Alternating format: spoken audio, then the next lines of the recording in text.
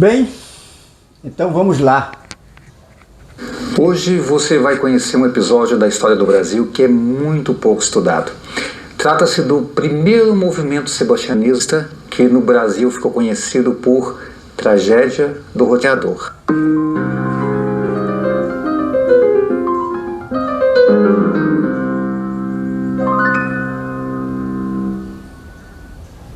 Olá, eu sou Wagner Rosafa e você está no Memorável, um canal de história, memória e o imaginário no Brasil. Para você entender o conteúdo desse vídeo, você precisa saber primeiramente o que é sebastianismo. Então, se você não assistiu ao vídeo aqui do canal dedicado ao sebastianismo, eu peço que interrompa esse vídeo agora e vai lá para se inteirar e depois volta para conhecer essa história. Mas, resumidamente, o sebastianismo ele se originou a partir do desaparecimento do rei de Portugal, Dom Sebastião, em uma batalha lá em Alcácer Quibir, no deserto da África. E o seu desaparecimento originou muitas lendas a partir da esperança que ele um dia retomasse para salvar seu reino e estabelecer a harmonia do seu povo. Aí isso foi chamado de sebastianismo. Aqui no Brasil, o primeiro movimento sebastianista aconteceu em Bonito, uma cidade do interior de Pernambuco. Mais precisamente lá numa serra. Deixa-me explicar um pouco mais sobre o sebastianismo, né, porque aí foi muito resumido. O sebastianismo foi o seguinte: Sebastião, este rei que ele mostrou aí, nasce depois que o seu pai já havia morrido, o rei da época. Ele morreu, ele nem conheceu o pai. E quando já grande, assumiu o reinado e houve a necessidade de uma guerra no Marrocos, na África, lá, como você viu aí, talvez não tenha detalhado isso. E lá ele morreu, só que ele não tinha descendente, tá? E não tendo descendente, ficou a Portugal sem rei.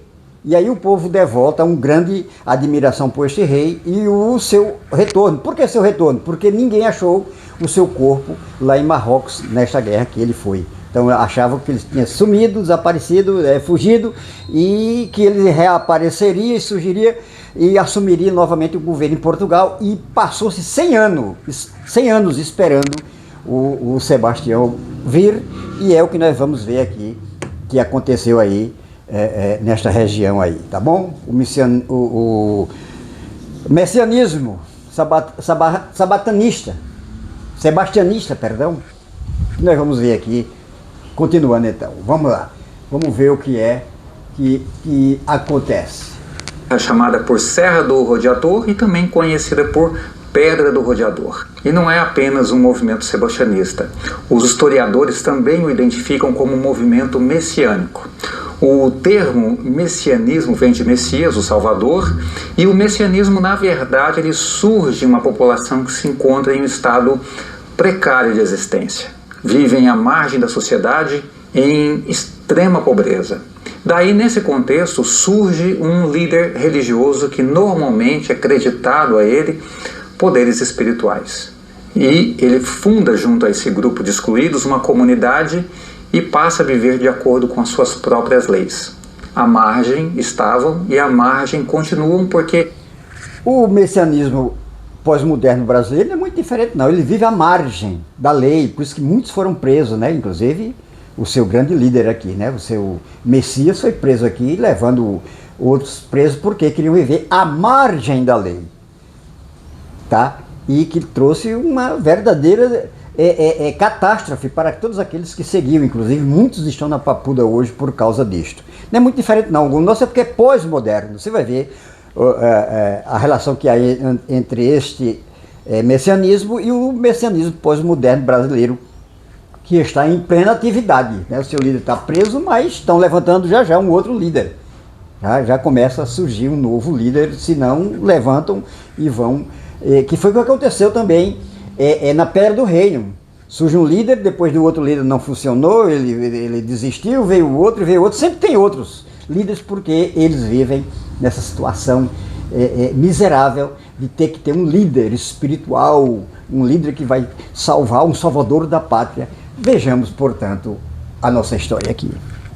Agora, só que organizados, eles passam a incomodar os poderes vigentes como o Estado, os governos e a Igreja. No movimento messiânico existe um líder religioso que norteia a comunidade. Já no sebastianismo, esse líder orienta os seus seguidores no sentido de que tenham esperança no ressurgimento do rei Dom Sebastião. Isso é... Vocês percebem alguma semelhança? Tá? O salvador dele, há uma esperança que o salvador dele vai sair da prisão, vai ser novamente líder deles novamente, da nação, do Brasil no caso. Colocado por esse líder religioso aqui. Então ele prega essa esperança da restituição de uma monarquia. O rei Dom Sebastião esperança de uma monarquia, de um ditador. Vai trazer governo do Brasil novamente. E um reino próspero. E foi exatamente isso que aconteceu lá em Bonito, no interior de Pernambuco. Bonito é Pernambuco. Vamos situar o contexto histórico disso. E esse episódio do rodeador acontece no ano de 1820, num contexto político muito importante. Com a transferência da corte portuguesa para o Brasil em 1808, mudanças foram acontecendo até que em 16 de dezembro de 1815, o então Estado do Brasil é elevado a reino, surgindo o Reino Unido de Portugal, Brasil e Algarves, possuindo até mesmo uma única bandeira.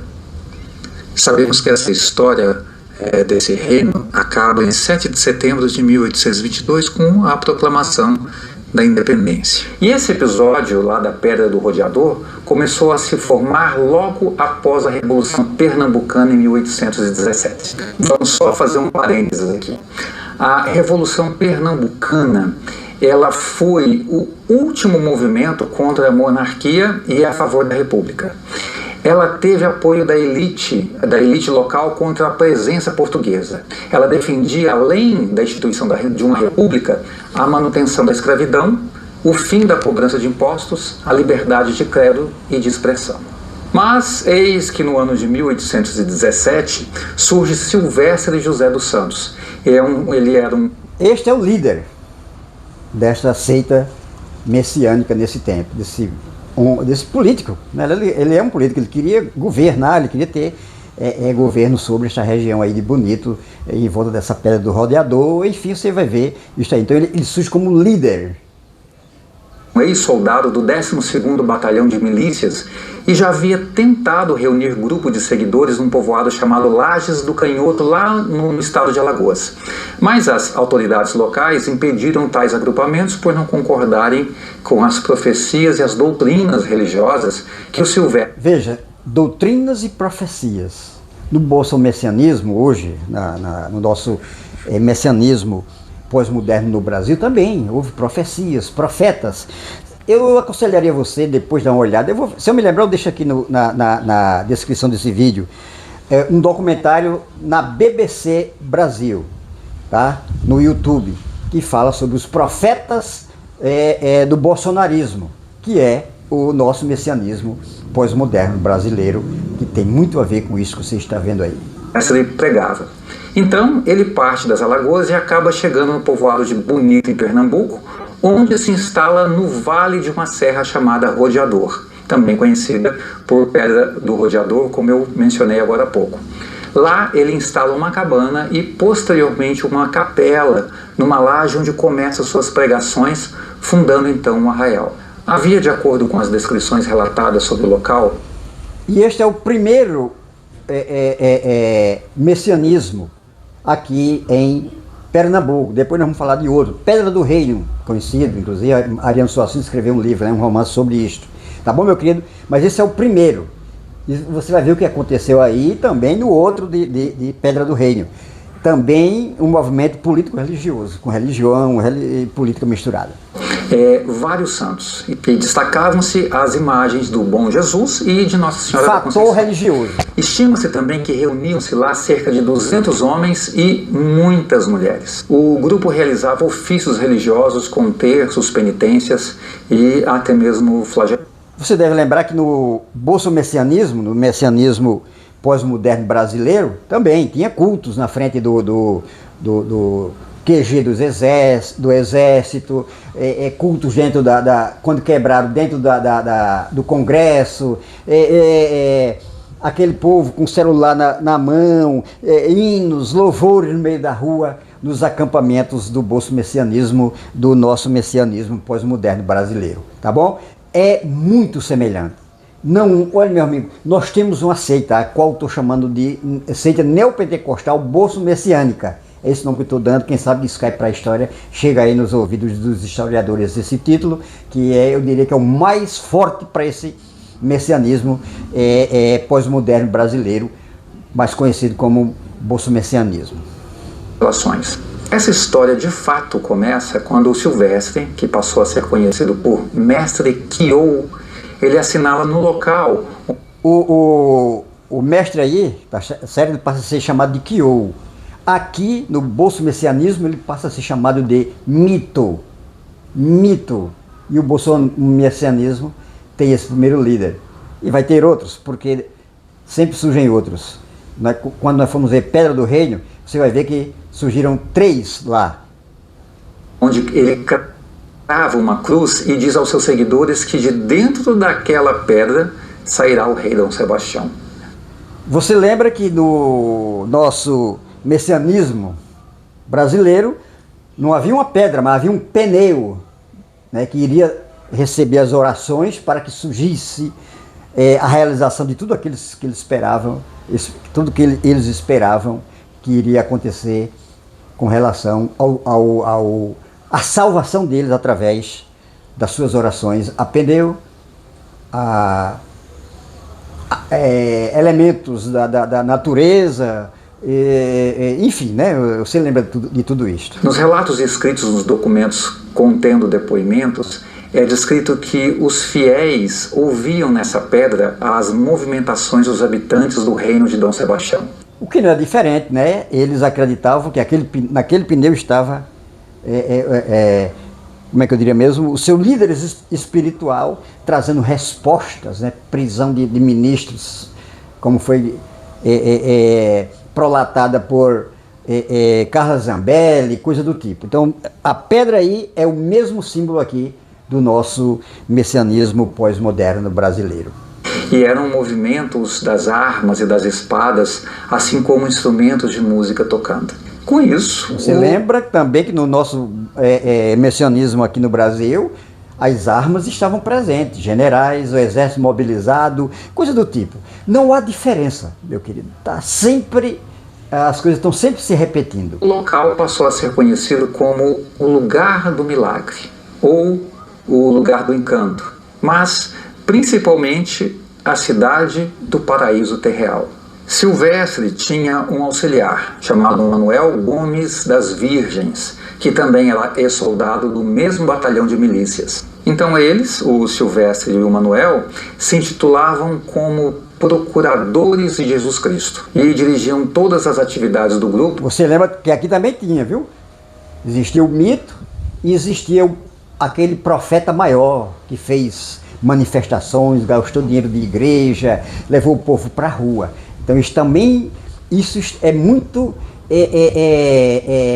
como é que eu diria mesmo, muito análogo ao que estava acontecendo aqui no bolso-messianismo, no messianismo pós-moderno, e daí sempre tem um profeta. E outros profetas, mas sempre tem um auxiliar, aquele que está mais próximo dele. A base de revelações. Essas revelações, eles diziam que recebiam da Santa Milagrosa. Se você for observar esse documentário na BBC Brasil, tá? Não é na americana, no Brasil, lá no documentário Profetas do Bolso-Messianismo, vai ver que eles recebiam, ainda hoje recebem. Existem profetas ainda hoje recebendo mensagens, né, profetas do messianismo pós-moderno brasileiro, o bolso-messianismo, né, que pertence a essa seita bolso-messiânica, né, a seita neopentecostal bolso-messiânica, que ainda hoje recebem profecias, mensagens, revelações. Apresentava como profeta, porta-voz da Virgem e anunciador da volta do rei Dom Sebastião. Além desses dois citados, nessa comunidade formou-se uma hierarquia de líderes que cuidavam de diversos departamentos para o seu bom funcionamento. Havia um comandante das armas e responsável por disciplinados treinos militares. Havia também ajudantes nos ritos de iniciação. Havia quem dava as penitências. E naquela minuta do golpe, estava lá também especificado pessoas responsáveis por cada coisa que iria acontecer no grande evento da tomada do poder pelo mito profetizado pelo grande profeta deles. Aos iniciados e até mesmo mulheres incumbidas de certificar a honestidade das outras mulheres do grupo. Os novos adeptos eram obrigados a se confessar a Nossa Senhora da Conceição e recebiam as devidas penitências. Imagina se isso não incomodou a igreja oficial. Apedeutas, talvez, eu não sei se você conhece esse termo, né? A religião, ela é o grande fator de aglutinação, de ajuntamento de apedeutas. Talvez você não conheça esse termo. Apedeuta significa pessoas que têm um curto, como é que eu diria mesmo? Fator cognitivo na sua mente é capaz de entender o que é certo, o que é errado, o que vai trazer problema para si, para a sua família, para o povo, para a nação. Então é isto, esse fator religioso leva a isto, a uma dissonância cognitiva coletiva. Foi o que aconteceu aí. As pessoas perdem completamente a razão, perdem completamente a convicção do que é real para o que é irreal. Eles não sabem mais, eles têm uma dificuldade imensa de entender aquilo que é verdadeiro do que é falso, do que é mentiroso, do que é perigoso, evidentemente, tá bom? Então, há uma dissonância cognitiva também no nosso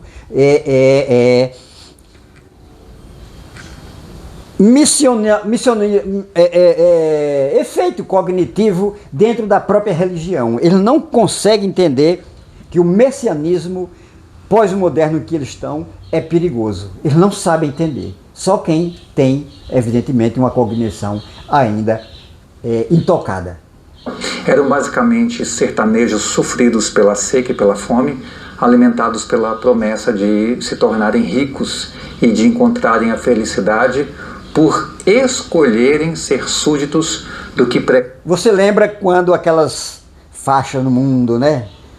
AI-5, era a incapacidade cognitiva deles que não mostrava ele que aquilo era um perigo. E você vai ver já o que aconteceu, como também aconteceu na Guerra de Canudos, no massacre de Canudos, no massacre da Pedra do Rei, e em outros países, também aconteceram coisas do tipo. Então nós vivemos hoje, nós temos uma seita messiânica, pós-moderna no Brasil em ação, e ninguém percebe. Ninguém está aí avisando a igreja, inclusive a igreja de Jesus, o remanescente fiel. É hora de avisarmos.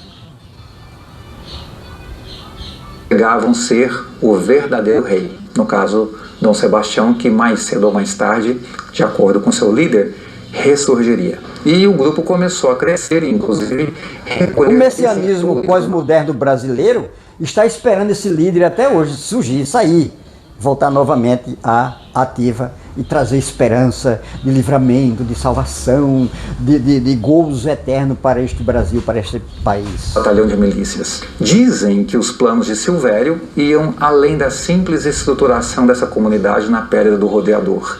Só que, dentre os seguidores de Silvério, estava infiltrado no grupo o tenente Antônio Ribeiro Freire e Matias Ramos da Costa, que, se fazendo passar como adeptos, relatavam detalhadamente tudo às autoridades e principalmente ao implacável governador Luiz do Rio Barreiro. Ele era militar, ele foi militar português, extremamente violento e autoritário, e foi nomeado pelo rei Dom João VI para governar Pernambuco e reprimir os simpatizantes ou partidários da República. Ele criou um tribunal militar para julgar patriotas e nas sentenças haviam enforcamentos. Ele esquartejava seus corpos, atavam as pessoas condenadas nas caudas de cavalos que eram arrastadas pelas ruas. Ele expunha as cabeças decapitadas e as mãos nas vias públicas. Ele profanou cadáveres, mandando arrancá-los dos túmulos, e permitiu que os seus oficiais... Enfim, nós vamos parar por aqui para que você entenda o que foi que aconteceu. Aconteceu um massacre. Esse líder do rei de Portugal, nomeado por ele, dissipou esse povo, tá? Foi um massacre, foi um morticínio, foi um banho de sangue que houve aí com estes malucos messiânicos, tá? Foi destruído. Esse é um massacre. É que nós queremos que você entenda. E qual é a relação que tem hoje com o bolso-messianismo pós-moderno brasileiro? Os daqui não foram mortos, porque nesse tempo não havia democracia, não existia um poder judiciário para equilibrar essa coisa, né? Coisa que eles dizem que nós estamos numa ditadura. Não. Foi justamente o poder judiciário que cuidou dos malucos bolso-messianistas aqui, dos messiânicos pós-moderno brasileiro, que não foram extintos pela espada, pela bala, pela baioneta, mas foram levados para a prisão, foram condenados por causa da democracia que nós vivemos. Diferente aí podemos dizer que foi uma ditadura, que ele não entende, tá? O poder cognitivo dele não dá condições de ele entender o que é ditadura e o que é uma democracia. A democracia aqui não os feriu de morte, tá? Por causa do poder judiciário, que é o mediador entre a Constituição e a lei, mas foram também banidos, não com um derramamento de sangue, mas com a condenação de muitos, de milhares, centenas, e está aí o resultado, também como no outro vídeo que nós fizemos a respeito do massacre de Canudos e outros, nós vamos fazer e mostrar a você o que é que esses políticos religiosos têm, o que é que a religião e a política, quando se junta, pode fazer, pode acontecer. Então, meu querido irmão, estamos vivendo estamos vendo uma seita político-religiosa no Brasil, levando muita gente. E digo mais, viu? Se eles continuarem, algo pior pode acontecer. Cuidemos disso, vejamos, tenhamos cuidado e oremos enquanto cristão por este Brasil, por estes apedeutas, por esses que têm dificuldade cognitiva de discernir entre o certo e o errado.